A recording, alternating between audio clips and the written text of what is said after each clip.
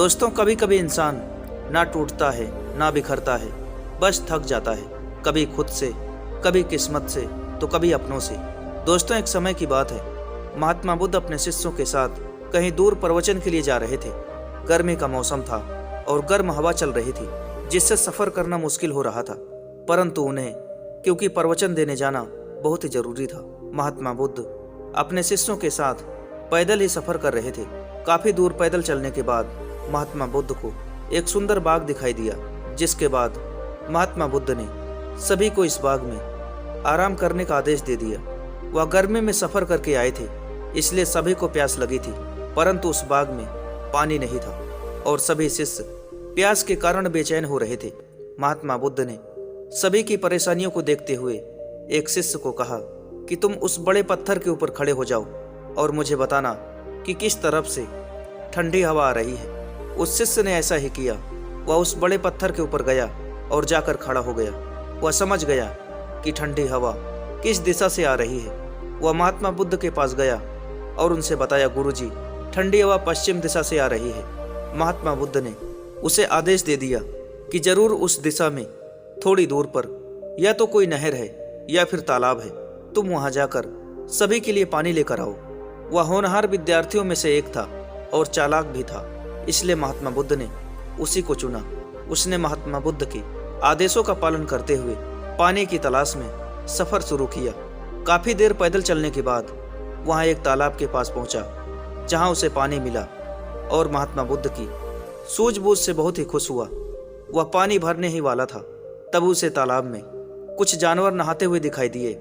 वह सोचने लगा, यह पानी तो दूषित है, इसमें जानवर नहाते हैं, क्योंकि तालाब की मिट्टी पानी में तैर रही थी।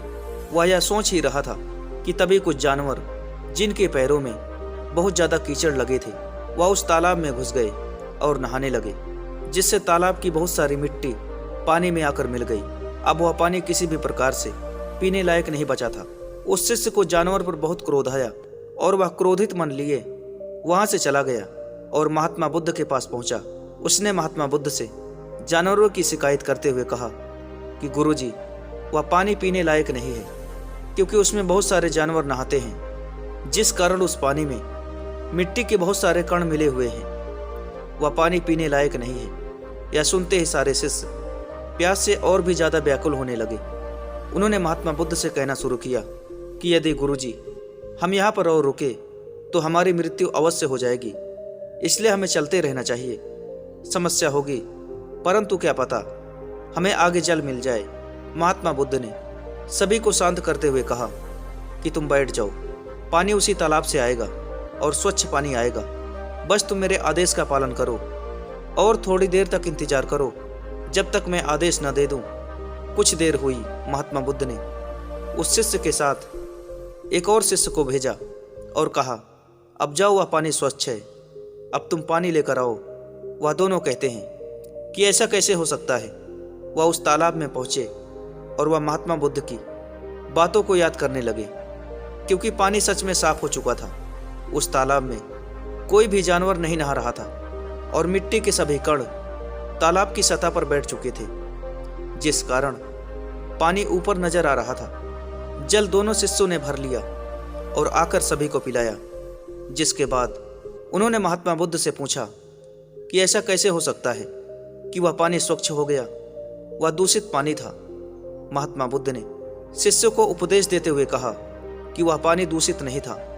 ईश्वर ने प्रत्येक जाति के लिए सामान्य पानी बनाया है, जिसे सब उपयोग करते हैं, परंतु हमें अपनी बारी का इंतजार करना चाहिए। वह जानवर उस स्थान से नहाकर चले गए, जिसके बाद मिट्टी के कण तालाब में बैठ गया और वह पानी स्वच्छ हो गया और तुम उसे भर कर लाए। यदि हम इंतजार न करते और सफर पर दोबारा निकल जाते तो इससे बीच रास्ते में ही प्यास के कारण हमें बड़ी समस्या हो सकती थी, जिसका हमारे पास कोई निवारण नहीं होता। इसलिए सही समय का इंतजार करना एक बेहतर मनुष्य की पहचान होती है। महात्मा बुद्ध ने सभी शिष्यों को कहा कि मुश्किल वक्त में भी हमें कभी भी मानसिक नियंत्रण नहीं खोना चाहिए।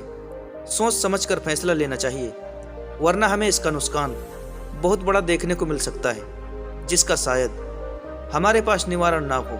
सभी शिष्य समझ गए कि महात्मा बुद्ध उन्हें क्या बताना चाहते थे। महात्मा बुद्ध ने सही समय का इंतजार करना सिखा रहे थे, जिसमें वह सफल रहे और शिष्यों को इस प्रकार जीवन की एक अहम सीख सीखने को मिलती है। दोस्तों, आपने इस वीडियो से क्या सीखा वह आप मुझे नीचे कमेंट बॉक्स में कमेंट करके जरूर बताएं। अगर वीडियो पसंद आई तो इस वीडियो को अपने दोस्त और परिवार के साथ जरूर शेयर करें। तो दोस्तों, आज की इस वीडियो में इतना ही। मिलते हैं किसी नई वीडियो में किसी नए टॉपिक के साथ। यदि दोस्तों इस चैनल पर नए हैं तो आप इस चैनल को सब्सक्राइब जरूर करें